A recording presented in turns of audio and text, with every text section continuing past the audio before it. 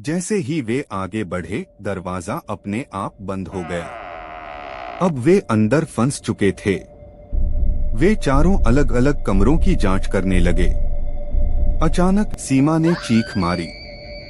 राहुल और अर्जुन भागकर उसके पास पहुंचे तो देखा कि जमीन पर एक इंसानी कटा हुआ हाथ पड़ा था जो हिल रहा था। अचानक वह हाथ हवा में उठा और दीवार पर अपने नाखूनों से कुछ लिखने लगा। मैं यहाँ हूँ, मुझे मुक्त करो। तभी कमरे की छत से एक सिर लटकता हुआ नीचे आया। उसकी आंखें खून से लाल थीं और होंठ कुछ बुदबुदा रहे थे। अर्जुन डर के मारे पीछे हटा, तभी किसी ने उसकी टांग पकड़ ली।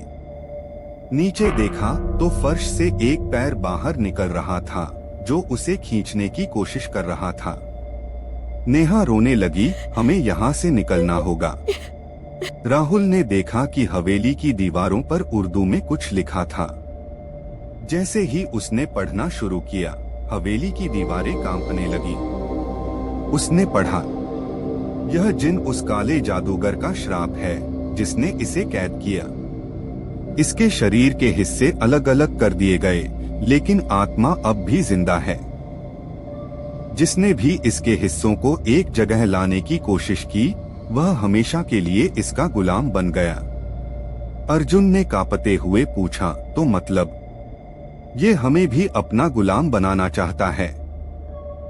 तभी हवेली की फर्श फटने लगी और उसमें से कई कटे हुए हाथ बाहर आने लगे जो उनकी तरफ बढ़ रहे थे। अगला पाठ जल्दी ही अपलोड किया जाएगा, इसलिए चैनल को सब्सक्राइब कर लीजिए।